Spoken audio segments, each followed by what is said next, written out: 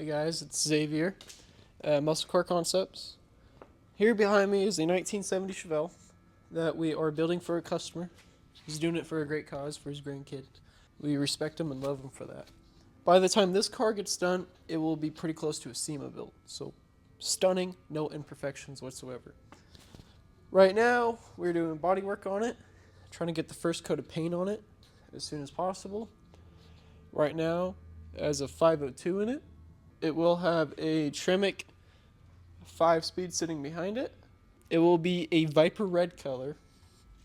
Everything's getting painted. It has Willwood brakes all the way around. So far, from getting it like 6 months ago, every single piece of metal on this car was replaced professionally, and it looks absolutely beautiful so far, considering it has no paint.